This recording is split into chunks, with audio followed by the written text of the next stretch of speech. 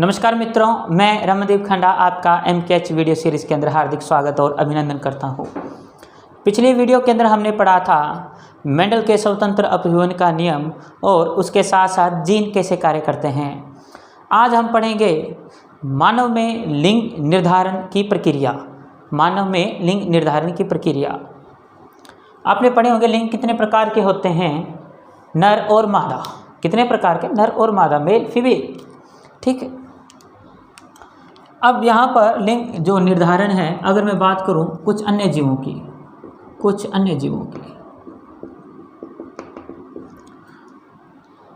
जो सांप वगैरह होते हैं, सांप वगैरह और कुछ एविज जो होते हैं, पक्षी वगैरह, उनका जो उनके लिंग निर्धारण होता है कि भाई नर होगा या मादा होगा, मुर्गा बनेगा मुर्गी बनेगी, ठीक है, नर सांप बनेगा या मादा सांप बनेगा। ये होता है हीट के ऊपर, ऊष्मीय प्रक्रिया के द्वारा। आपने सुना होगा कि जो मुर्गी होती है वो अपने अंडों को देने के बाद उसको सेकती है या उसके ऊपर बैठती है, उन्हें ऊष्मा देती है। इसी प्रकार जो सांप होते हैं, सांप अपने जो बच्चे होते हैं, उनके जो अंडे होते हैं, उनके ऊपर कुंडली मार के इस तरह से क्या होते हैं, बैठ जाते हैं। ये जो सारी प्रक्रिया है, ये सारी क्या कहलाती है? ऊष्मीय प्रक्रिया कहलाती है। यानी कि वो अपने बच्चों को क्या देते हैं? हीट देते हैं, उन्हें गर्म रखते हैं। जितने ज़्यादा गर्म होंगे वो उतने ज़्यादा अच्छे अंडे बनेंगे। कुछ जीवों में लिंग क्या हो जाते हैं? चेंज हो जाते हैं। भारी प्रक्रिया के दौरान ही क्या हो जाते हैं? चेंज हो जाते हैं। लेकिन मनुष्य में ऐसा नहीं होता। तो फिर किस प्रकार से होता है? हम बात करेंगे किसकी? मनुष्य की। बताइए, मनुष्य के अंदर कितने गुणसूत्र पाए जाते हैं? जब से मैंने आपको ये प्रोसेस स्टार्ट किया है, मैंने आपको हमेशा कहा है मनुष्य के अंदर गुणसूत्र कितने होते हैं। तो आप यहाँ एक बात समझ गए होंगे कि सारी की सारी जो मेन बात है वो किसके ऊपर निर्भर कर रही है? गुणसूत्रों पर निर्भर कर रही है। केंद्रक है, केंद्रक के अंदर गुणसूत्र है, गुणसूत्र के अंदर DNA है, DNA का भाग जीन है। सारी घटनाएं हैं उस जीन के ऊपर, उस DNA पर ही क्या कर रही है? निर्भर कर रही है। मैं बात करूं नर की, नर, और यहाँ बात करूं मादा। इन्हें अपने बाद में करेंगे, पहले जानते हैं सिर्फ मनुष्य के बारे में। मनुष्य के अंदर कितने जोड़ी गुणसूत्र पाए जाते हैं? बताइए। शाबाश, 23 जोड़ी। कितने?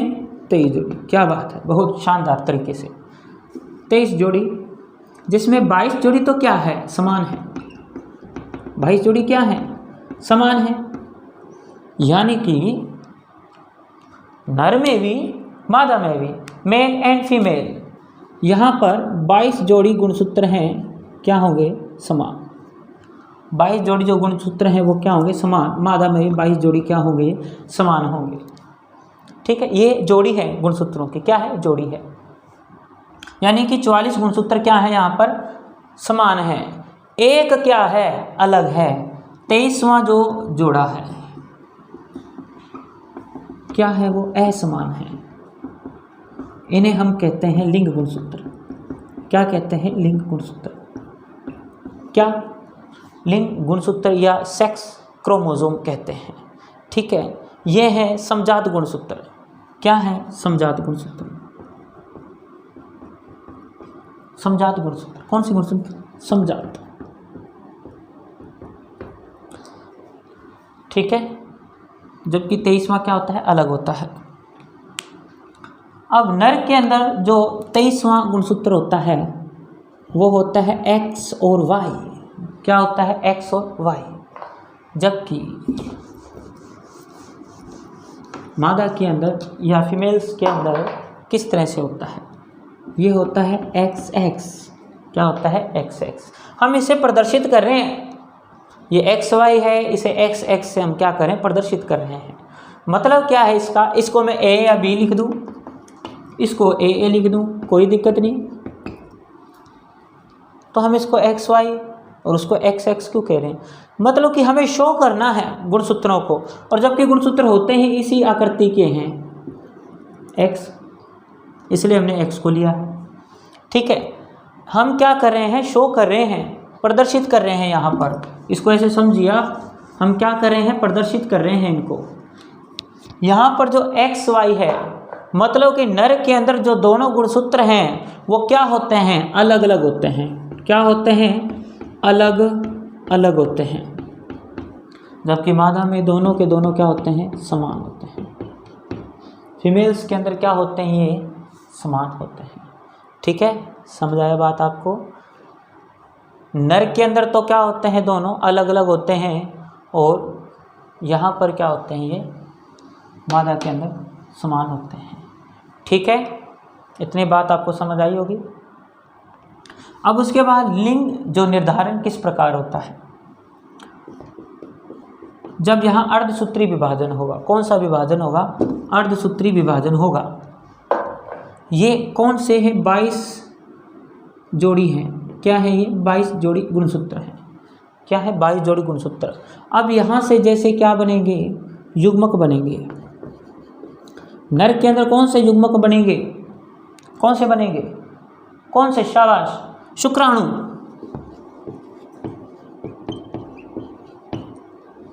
और मादा में कौन से बनेंगे, अंडाणु। मादा युग्मक क्या बनेंगे, अंडाणु बनेंगे। हाँ, तो मादा के अंदर कौन से बनते हैं, युग्मक बनते हैं, अंडाणु बनते हैं। क्या बनते हैं, अंडाणु बनते हैं। इतना हो गया। अब चूंकि यहाँ अर्धसूत्री विभाजन हुआ है, कौन सा विभाजन हुआ है, अर्धसूत्री, तो यहाँ पर गुणसूत्र किस प्रकार से हैं, यहाँ पर गुणसूत्र हैं 22 तो समान हैं, पर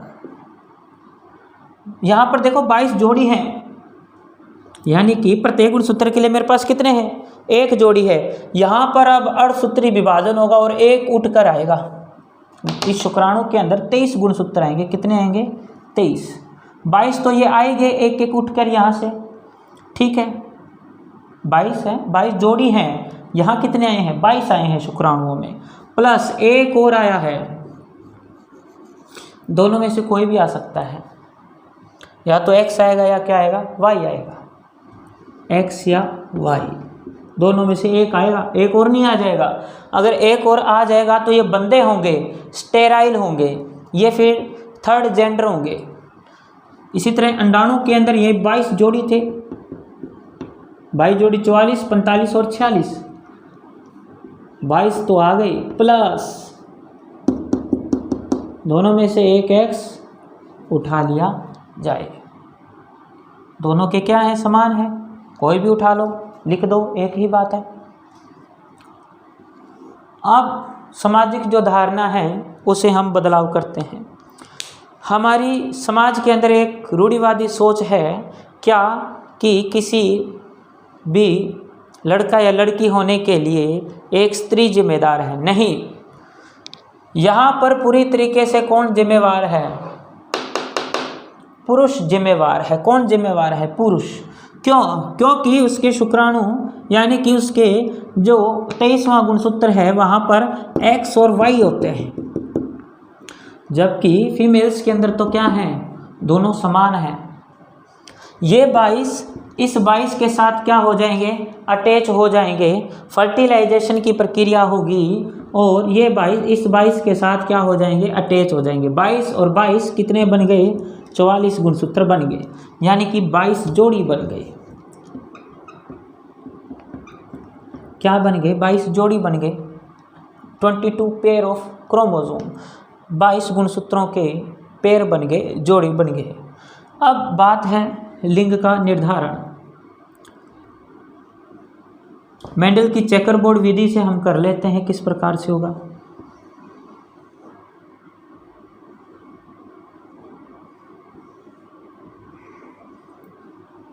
एक तरफ मेल, इस तरफ फीमेल।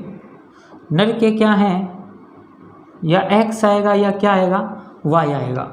यहाँ पर हमें नहीं पता कि x आएगा या y आएगा, इसलिए मैंने दोनों लिखे हैं। दोनों नहीं आएंगे, दोनों में से एक आएगा। वहाँ पर भी दोनों नहीं आएंगे, दोनों में से एक ही आएगा।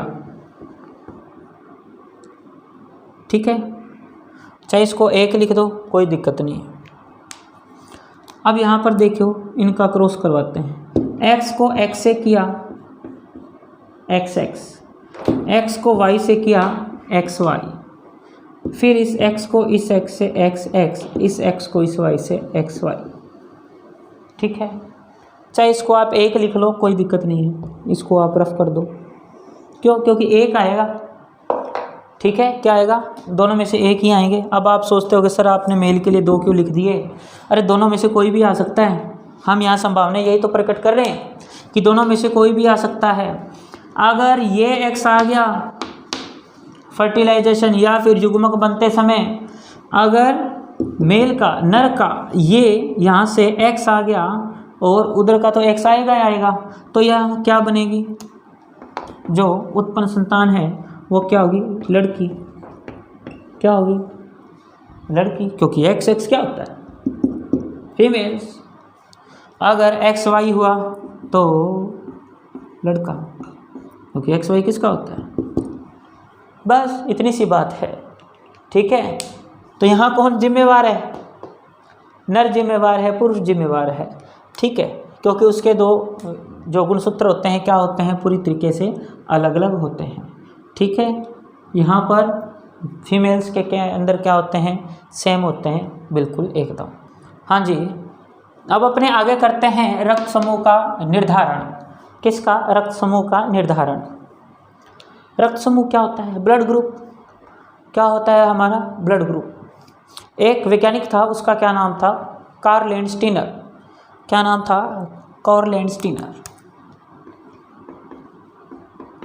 कार्ल लैंडस्टीनर, इसने सन 1901 के आसपास क्या कि अपने जो शरीर की RBC यानी कि लाल रक्त जो कणिका है, ये RBC है, प्लेट के नुमा होती है, तश्तरी, इसके अंदर केंद्रक नहीं पाया जाता, इसके अंदर वर्णक पाया जाता है, हीमोग्लोबिन।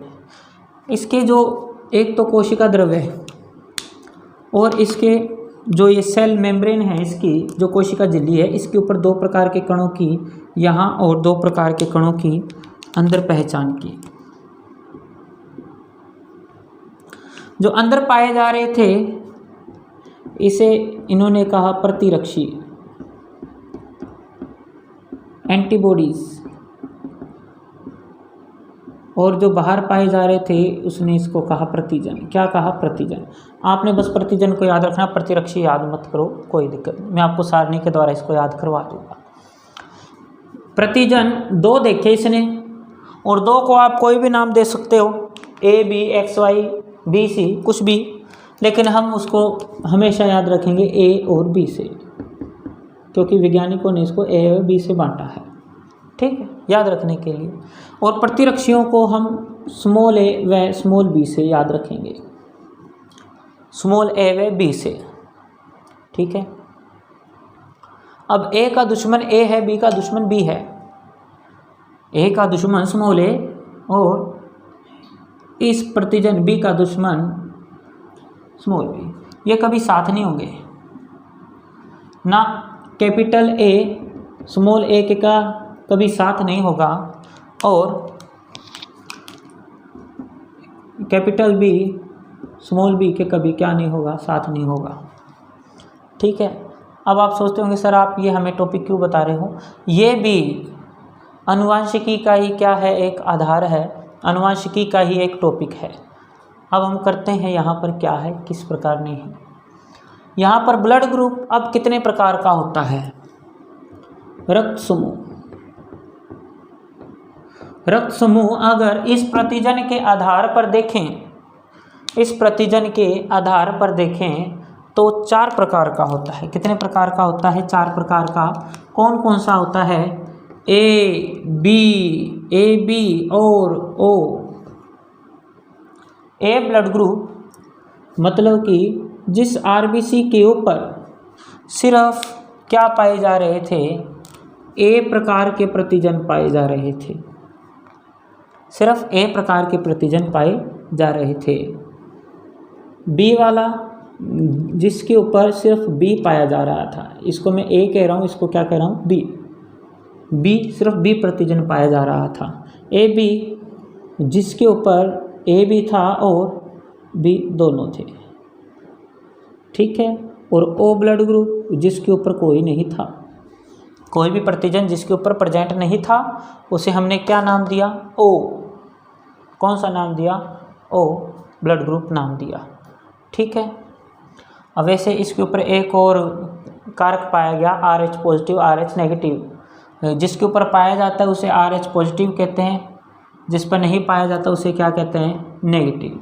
अगर B के साथ पॉजिटिव आ गया तो B पॉजिटिव, B के साथ अगर नहीं आया RH negative B negative, AB positive AB negative, O positive O negative. ठीक है। अब आप कहोगे सर इसमें कौन दे सकता है, कौन ले सकता है, वो टॉपिक अपना यहाँ नहीं है। अब मैं कह दूँ O है सभी को दे सकता है, A भी सभी से ले सकता है। ठीक है। ये बहुत सारी बातें हैं, वो अपने बाद में करेंगे। पहले हम करते हैं जो हमारा टॉपिक है, क्या कि अगर इस मम्मी पापा का ब्लड ग्रुप ये है तो इनकी संतानों का ब्लड ग्रुप क्या होगा। ये हमारे पास बहुत अच्छा टॉपिक है। तो आपको यहाँ तक पता लगा क्या कि ब्लड ग्रुप कितने प्रकार के होते हैं? 4 प्रकार के। ए बी और ओ कितने प्रकार के? 4 प्रकार के होते हैं। ठीक है, 4 प्रकार के कर लिए हमने। अब उसके बाद है इनके ऊपर जीन पाए जाते हैं। क्या पाए जाते हैं? इनके ऊपर जीन पाए जाएंगे। जो ए ब्लड ग्रुप है उसके लिए जीन कौन कौन से हैं? ए ब्लड ग्रुप के लिए जीन होंगे IA और बी के लिए होगा IB और यहाँ पर सी के लिए होगा, सॉरी AB के लिए होगा IA IB और O के लिए होगा IO। यानी कि एब्सेंट है, यहाँ पे कुछ भी नहीं है, I या I भी लिख सकते हो। अब इनके साथ साथ एक और बता रहा हूँ, इसे IO IA और IO, इसे IB और IO, ये भी जीन पाए जाते हैं।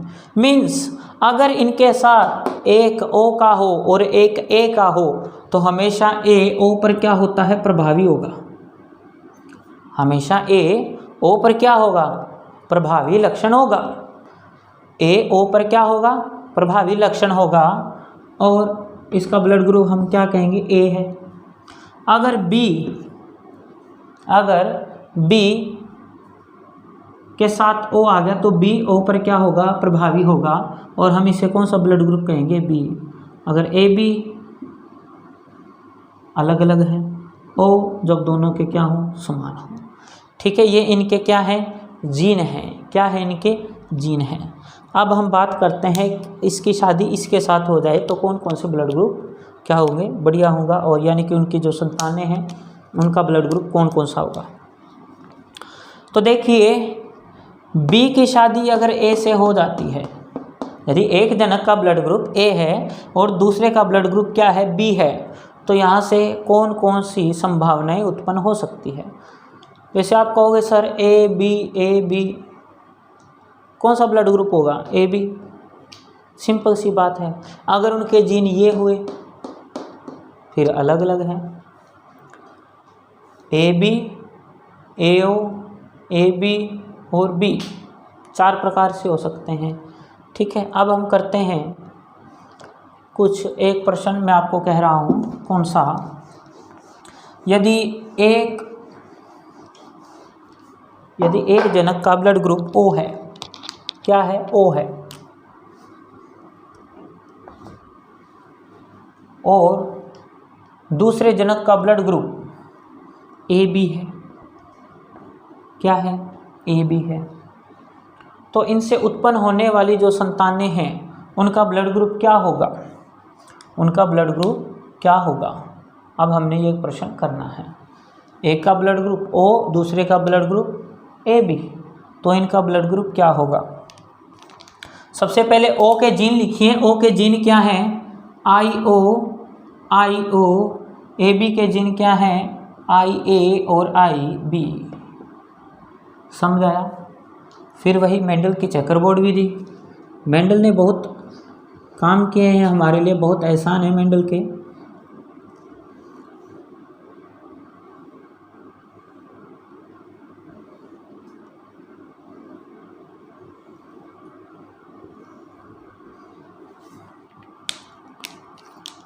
इन्हें लिखते हैं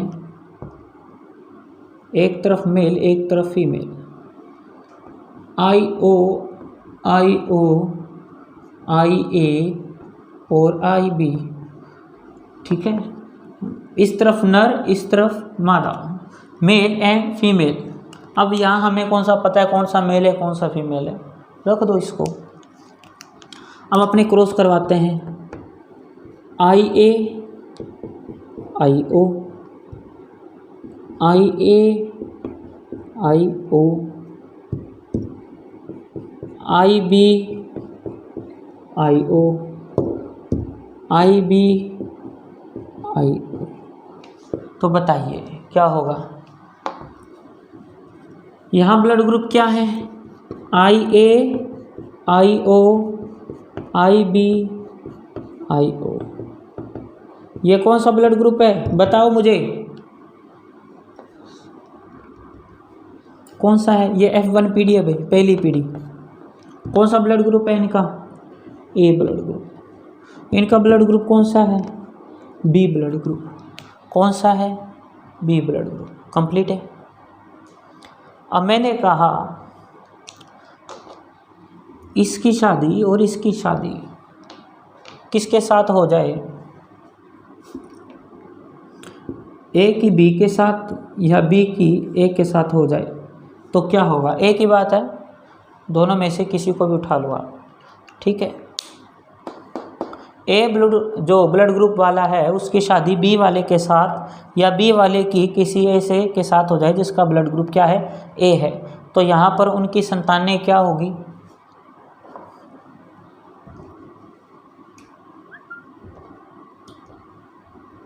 कौन कौन से ब्लड ग्रुप ले लिए अब मैंने, ए और B.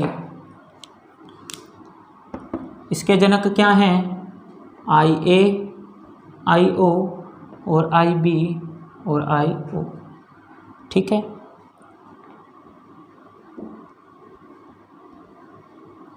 I-A, I-O, I-B, I-O।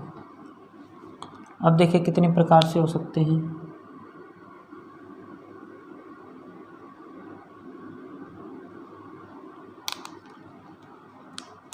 यहाँ क्या हुआ, I-A, I-B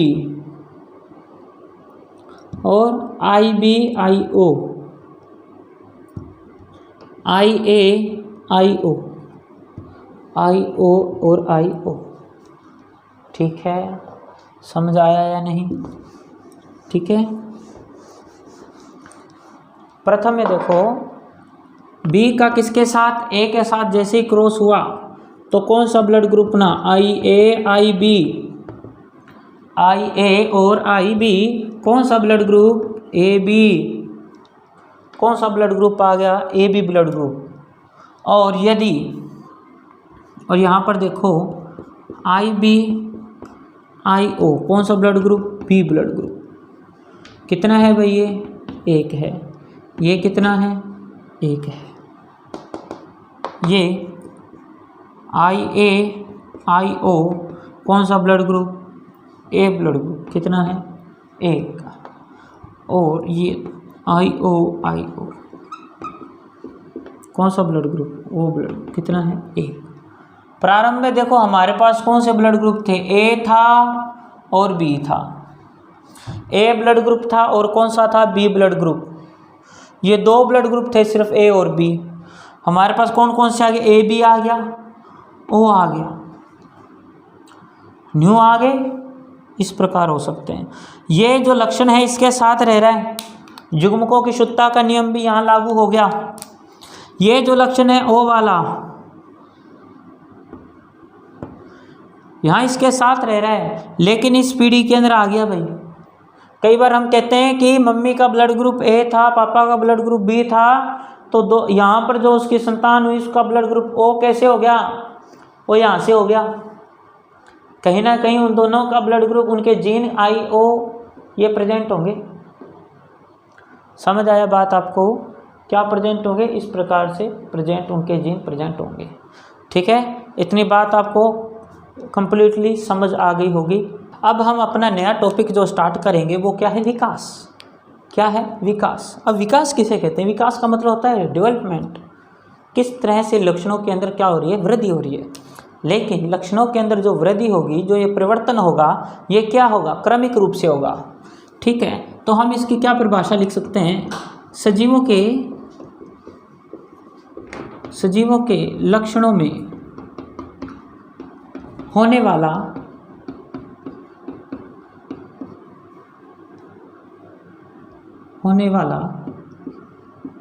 क्रमिक रूप से परिवर्तन क्या कहलाता है, विकास कहलाता है। क्या कहलाता है, विकास कहलाता है।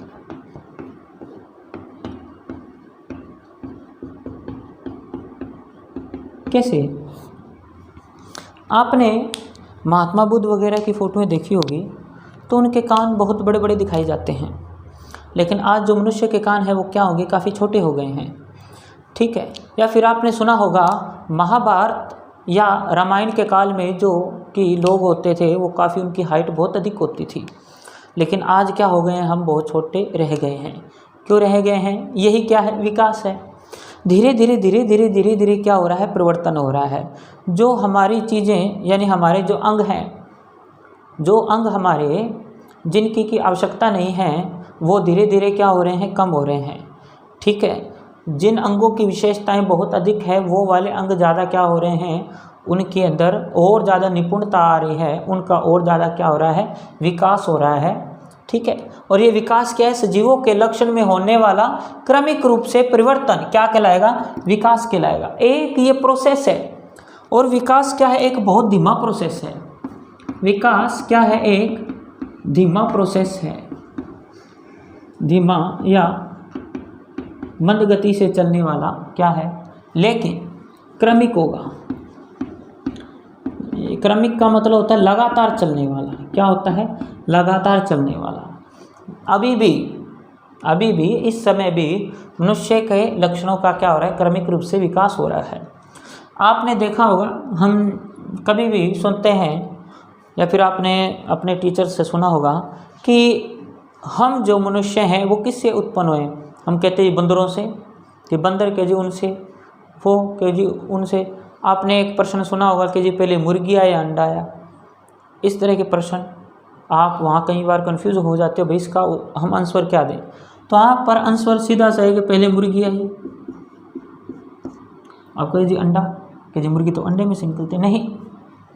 जीवों का क्या चला है, एक क्रमिक रूप से विकास हुआ है। बात फिर से डीएनए, आप कहोगे सर डीएनए बहुत पढ़ाते हैं, क्योंकि सारी बात इस पर डिपेंड करती है। ये डीएनए है, डीएनए की जो श्रृंखला थी उसके अंदर धीरे धीरे क्या आता गया, चेंज होता गया। डीएनए के अंदर क्या होता गया, धीरे धीरे चेंज होता गया। जैसे जैसे चेंज हुआ वैसे वैसे क्या बनते गए, जीव बनते गए। वैसे वैसे क्या बनते गए, जीव बनते गए। जैसे जैसे डीएनए के अंदर चेंज हुआ वैसे वैसे नए नए जीव बनते गए। ठीक है, अब क्या सिर्फ जनन की प्रक्रिया विकास के लिए उत्तरदायी है, सिर्फ लैंगिक जनन ही विकास के लिए उत्तरदायी है? नहीं, बहुत सारी प्रक्रिया हैं। एक वातावरणीय परिस्थितियाँ,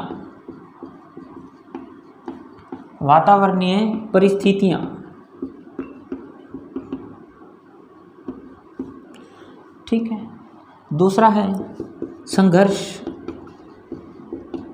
क्या है दूसरा, संघर्ष। जीवों में बहुत ज़्यादा क्या चलता है, संघर्ष चलता है।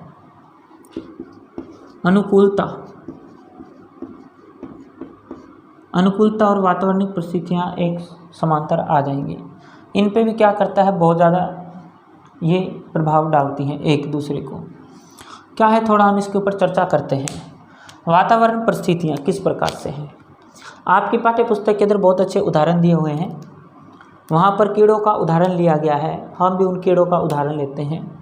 उन्होंने कहा है कि ये हमारे पास एक पत्ती है, हरे रंग की पत्ती है या फिर हरे रंग की झाड़ियाँ हैं। इस हरे रंग की झाड़ियों के ऊपर ये कीट रह रहे हैं।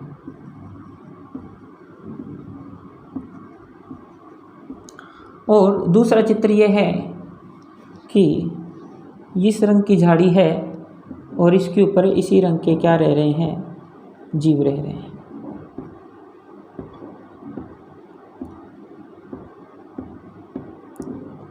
ये ए है, ये क्या है, बी है, दोनों कंडीशन। और इधर से इसके पास क्या रह रहे हैं, पक्षी रह रहे हैं, क्या रह रहे हैं, पक्षी रह रहे हैं।